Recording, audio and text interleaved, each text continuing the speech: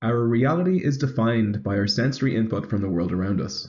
And in this video, we'll see that these senses are not as fundamentally fixed as we traditionally thought. For those not familiar with the potato heads, the species was popularized in the movie Toy Story and can attain human-like perception through the use of modular artificial sensory organs. These organs maintain their functionality regardless of their anatomical location. By the end of this video, we'll see that Mr. Potato Head is more biologically realistic than we might think. Humans have 5 traditionally recognized senses. These include vision, olfaction, gustation, audition, and somatosensation. Sensory signals first enter the brain through the various sensory organs to the thalamus, except for olfaction, which is directly linked to the forebrain. From the thalamus, it's routed directly to a sense-specific area of the cortex. This mapping of processing to these specific areas is known as functional specialization. As a side note, this is the same concept we use in computer chips, where different parts of the silicon device are used for different purposes and are activated when associated input is provided. And as a side note, I should mention that there are other senses outside those traditionally recognized, such as the sense of balance provided by the vestibular system. Does this person look familiar? It's Richard Feynman, the winner of the 1965 Nobel Prize in Physics. Feynman was once quoted as saying, "When I see equations, I see the letters in colors, and I don't know why. As I'm talking, I see vague pictures of Bessel functions from Juncker and Emde's book, with light tan J's, slightly violet-bluish N's, and dark brown X's flying around, and I wonder what the hell it must look like to the students." Feynman had what is now known as grapheme color synesthesia. So how is this sensory mix-up happening? Well, in Feynman's case, it's likely that there was some structural difference in his brain's network between the temporal and occipital lobes, involving the connections in white matter or in the neural processing taking place in his grey matter. But Feynman wasn't alone. Up to 4% of the population have some form of synesthesia, and we now know there are up to 80 different types. This parallelogram shows how the inducers shown on the left can cause the concurrent sensation shown in each column. Here, white indicates the different types of synesthesia which have been reported. The top 6 types, shown on the right, mainly involve visual concurrent perceptions, but synesthesia may even involve hearing musical sounds when eating certain types of food. So maybe you're thinking, cool, but this video is supposed to be about sensory plasticity. These weird brain connections could be just defined at birth. Let's play a game. Your task is to name the color of the upcoming letters and ignore the true color presented.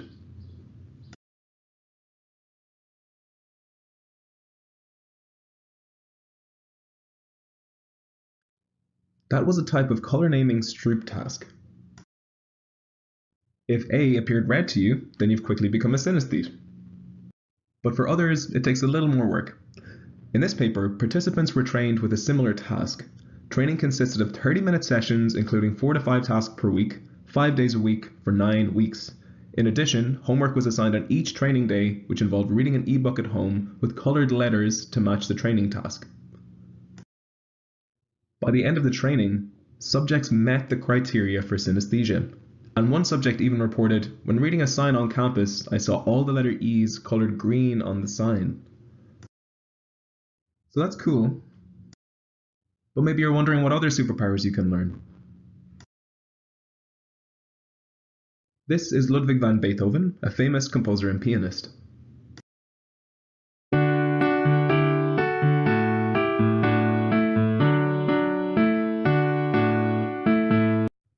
What you just heard was part of one of the most played symphonies in the world, the Ninth Symphony.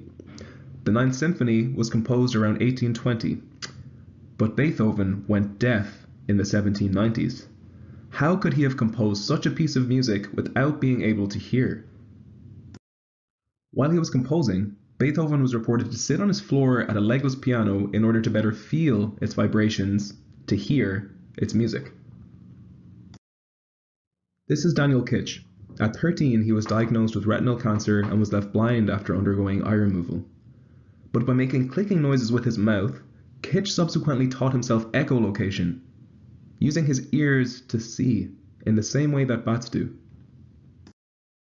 This is Eric Weinmeier. He's climbed Mount Everest and he's summited the tallest peaks on all 7 continents. That's pretty impressive, eh? And he's blind. Eric learned to pat the rock face with his hands or tap it with an ice axe to find his next hold.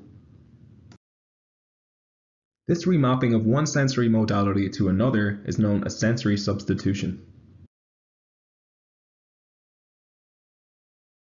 In the case where vision is lost, providing spatial information to the auditory cortex can enable the perception of vision, as was the case with Eric. So in these cases, what is the brain doing? Sensory substitution is possible through something known as cross-modal plasticity. Brain areas that are normally associated with processing a lost sense are recruited by the sensory modalities that are still present. In the case of blindness, on the left of this figure, occipital cortical areas are recruited to process non-visual forms of information, such as touch, hearing, and verbal memory. In the case of deafness, on the right of the figure, auditory and language-related areas are recruited to process tactile as well as linguistic and non-linguistic visual information. Okay, so we see that cortical areas for a lost sense are repurposed by other senses, but how does this restructuring happen? Well, there are three possible mechanisms. In the case of blindness, changes in subcortical connectivity may be responsible, as illustrated in subfigure A. In blind mole rats, there's evidence that the auditory relay projects not only to the part of the thalamus that's auditory, but also visual. This could result in the recruitment of the non-degenerated visual cortex by auditory stimuli. Subfigure C illustrates that projections already exist in normal physiology between the primary auditory cortex and the part of the primary visual cortex that mediates peripheral vision. If vision is lost, such connections might expand. This would explain the recruitment of the visual cortex by sound stimuli in the blind. Cortico-cortical feedback could also be involved, as shown in subfigure B. This recent paper gives us an insight into cross-modal plasticity on the cortical circuit level. They demonstrate the relationship between the loss of the sense of touch and the enhancement of the sense of smell in the roundworm C. elegans. They found that this relationship is mediated by a neuropeptide called FLP20. So in figure 1 we have an olfactory sensory neuron AWC and a downstream interneuron AIY. In normal touch sensing worms, FLP20 is secreted from the touch neurons, suppressing AWC transmission and dampening the sense of smell. When touch neuron activity decreases due to the loss of touch, FLP20 signaling diminishes, AWC transmission is no longer suppressed, and the sense of smell increases. So, they show that the presence of the sense of touch can dampen the sense of smell. Okay, so we can learn superpowers, but as we saw earlier with the color naming strip task, it takes a lot of work. Is there a way we can be more like the potato heads? Maybe technology can help us. This is Dr. Paul Bacchi-Rita, also known as the father of sensory substitution. His first major innovation came in 1969 with the creation of the Tactile Vision Substitution System, or TVSS. The system consisted of 400 vibrotactile solenoids mounted in the back of a dental chair. Camera images were converted into binary or black and white tactile representations and presented to the back of the subject. This enabled them to see through the skin, and most strikingly, the vibrations weren't processed in the patient's sensory cortex. Instead, they were processed in their visual cortex. This same concept can be applied to the transduction of auditory information in the case of blindness. Neuroscientist David Eagleman has been a key figure in developing this technology with the creation of VEST, or the Versatile Extrasensory Transducer. This captures sound and maps it to 32 vibrating motors distributed around the torso. Participants spend several days learning to memorize the association between patterns of vibration and spoken word audio. They could then identify words they'd never even been shown before. Even though it provides somatosensory input, it was shown that VEST transducers evoke activity in the auditory cortex. Bacchi-Rita's work also extended into electrotactile approaches, including the BrainPort artificial vision device. This device featured a head-worn camera to scan the environment and translates these images into a grid of electrodes that stimulate the tongue to elicit electrotactile sensations. This activates the same receptors as carbonated drinks. By targeting the tongue with a Lollipop-style actuator, the device benefits from the conductivity of saliva to reduce electrode impedance. The tongue also contains up to 500,000 receptor cells, so it's a great target for high-resolution information transfer. Remember Eric Weinmeier? A decade ago, he began using BrainPort to see the rock face using his tongue. He described the resulting sensation as pictures being painted with tiny bubbles. BrainPort can also be used in vestibular loss where the sense of balance and eye movement is impaired. In this case, head position data is sensed by an accelerometer and displayed on the tongue as a pattern of stimulation. Subjects were reported to show significant improvements in balance, posture, and gait.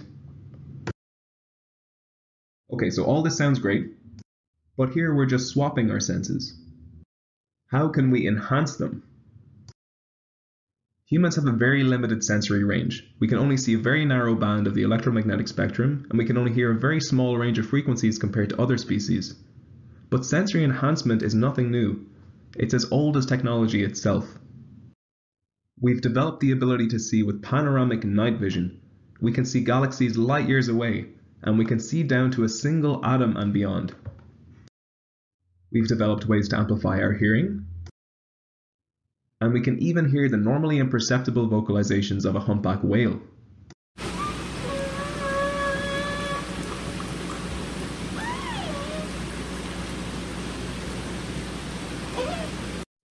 To enhance our sensory motor system, we've even developed robots that allow us to manipulate tools and feel sensory feedback on tiny scales.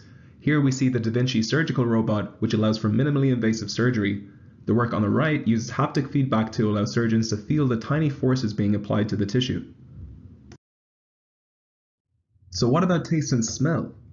Well, these are tough ones. Why is it that cilantro tastes great to one person and tastes like soap to another? Taste and smell are highly subjective, and the receptors deep in the nose and on the tongue are harder to access with devices. But some devices have been developed, such as the digital lollipop shown here. This could be used in the case of agousia or in elderly patients who can have a degraded sense of taste.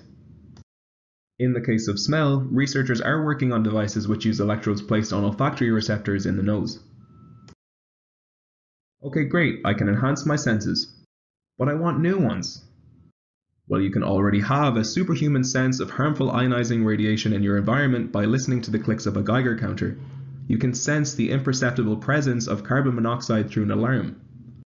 You can even listen to the microvolt level electrochemical signatures of the neurons that underlie your very own consciousness.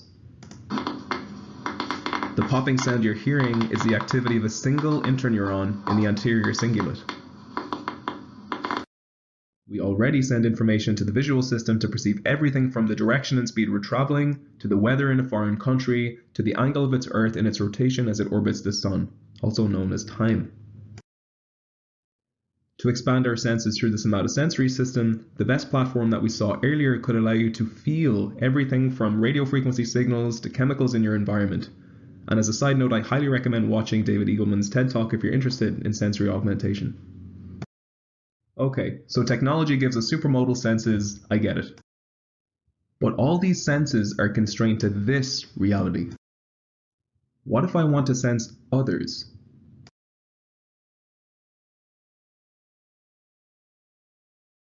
Well, recent advances in immersive virtual reality mean you can, and soon the lines between physical and virtual reality could be hard to distinguish. And with the development of implantable neuromodulation technology, how might this future look? And as we've seen, our sensory organs aren't strictly necessary for our multisensory experiences. So in the future, will we need them at all?